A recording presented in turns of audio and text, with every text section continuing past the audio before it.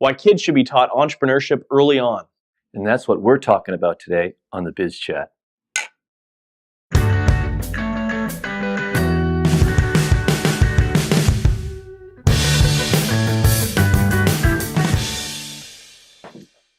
So today on the Biz Chat, we're talking about kids and entrepreneurship. Why is it important to teach them to be entrepreneurial, and how do you do that?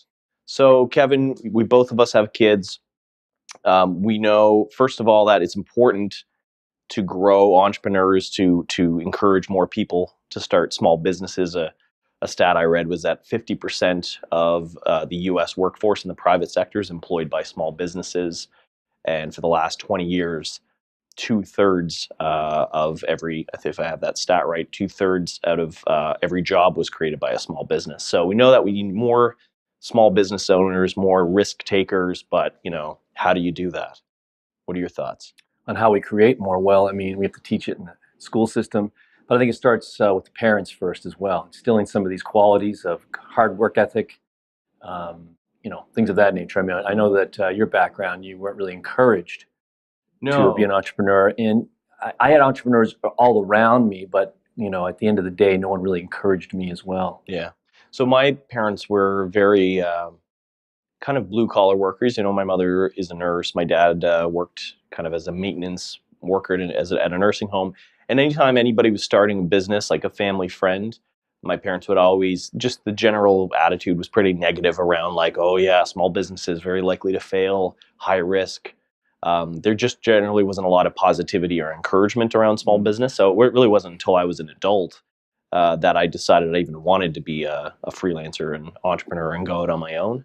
And it was actually a lot of you that were a big encouragement to me.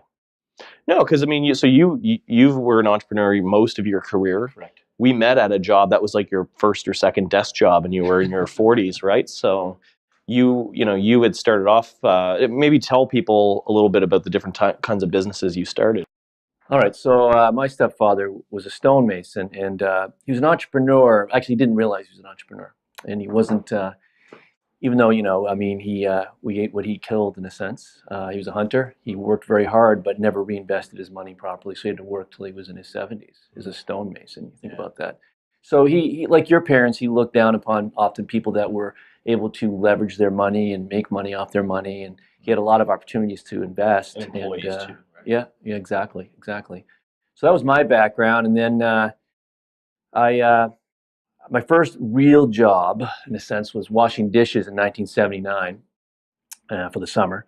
And I had been doing lawns for a few years. And I remember, I think I was making $3.25 an hour. That was minimum wage. And after taxes, I looked at my paycheck, and that was 2 lawns that would take me 2 hours. Yeah.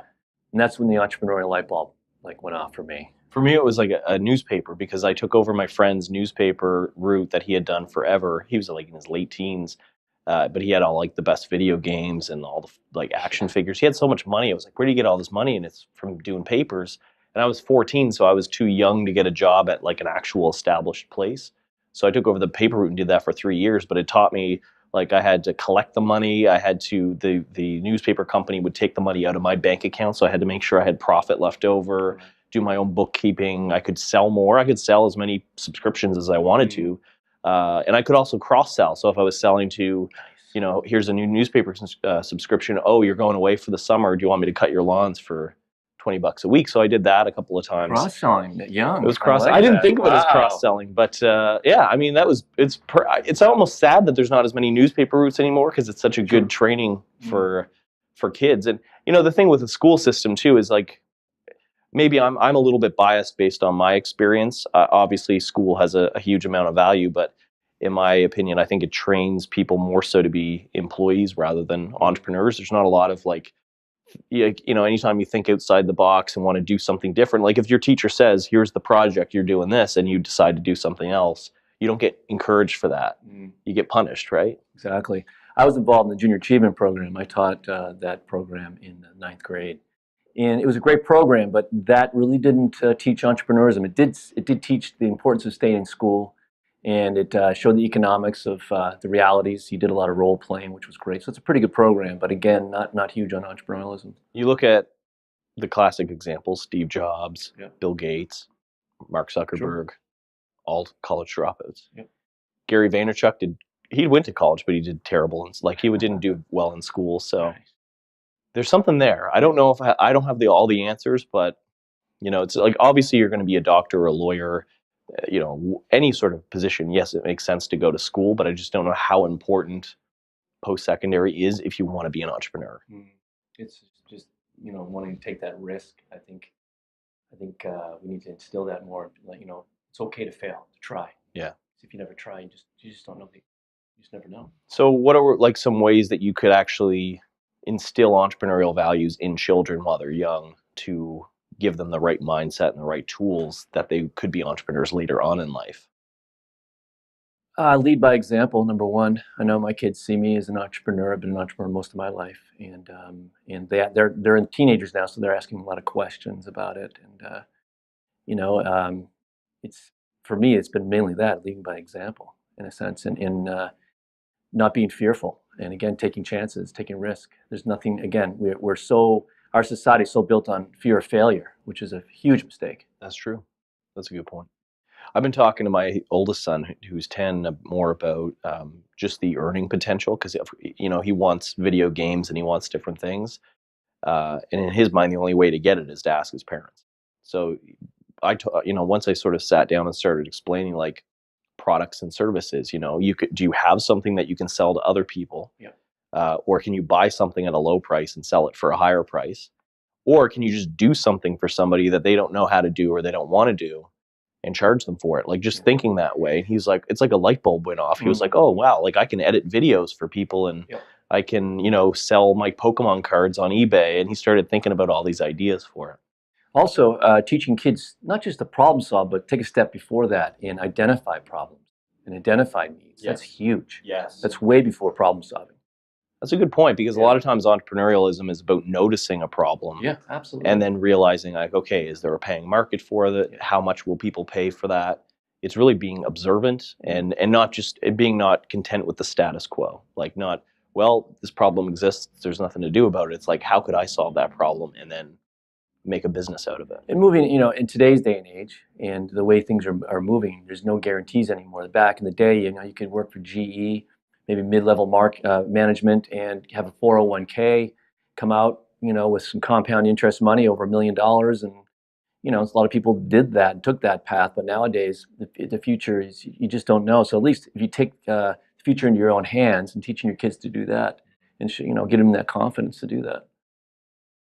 I love it. What about leadership? Because you're big on, you're a coach and your kids are really involved in sports. Like, what do you think that plays into being an entrepreneur at all? Is just the leadership angle? Yeah, I mean, it's not about. I tell my kids, it's not about getting people to follow you. It's about getting people. Not getting people to follow you, but getting people to kind of buy in and what's the word I'm trying to use?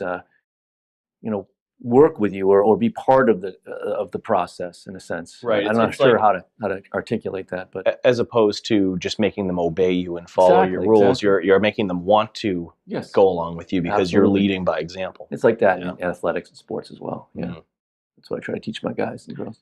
And another thing to instill in kids is that grit, that toughness, tenacity, and it's in this politically correct world we live in. That's something that's really important, in my opinion. It's just standing up for what you believe in and just having some grit. So I think one way to do that really is just letting them make mistakes and letting them fail and not saving them from them. I know this is kind of a silly example, but my son got into Monopoly in the last few months. We showed him the game and he actually loved it. I was kind of surprised that he'd want to sit around and play a board game, but I don't know what it is about the managing the money and buying properties and stuff. He really loved it. Yeah. And what I love about the game Monopoly is that you negotiate. So you might go like, oh, I want the rest of those blue properties. Will you trade me your, Pennsylvania Avenue, and I'll give you my railroads. And like, there's all this negotiating that takes place. And kids are terrible at negotiating. Yeah. Like, they show all their cards, they make bad deals. And so it was a good training exercise, because I was like, okay, sure, I'll take all your railroads and all your electric company for this worthless yellow property. And then I'd let him do it, and then he'd realize, oh wow, I made a bad deal. I was like, you got to live with that. I should have watched you and taken in how you were reacting Yeah, If you're that excited about it, then maybe I should keep it. exactly. Right. Exactly. Yeah. No, tenacity, because, the thing is, people are right. Owning a business is hard, and the chance of failure is high, Yeah. but it doesn't mean you shouldn't do it. Right. Because it's not going to kill you. Absolutely. You're not going to die. No, you're not. Yeah, hopefully. Yeah.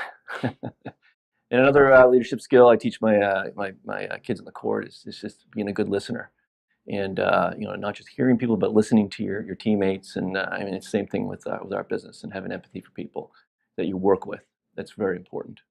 There's a really good TED Talk that is linked below in the description, or if you're reading this on the blog, you'll see it. It's a TED Talk about teaching kids leadership, and the guy who gives it is really great. There's a lot of really good takeaways.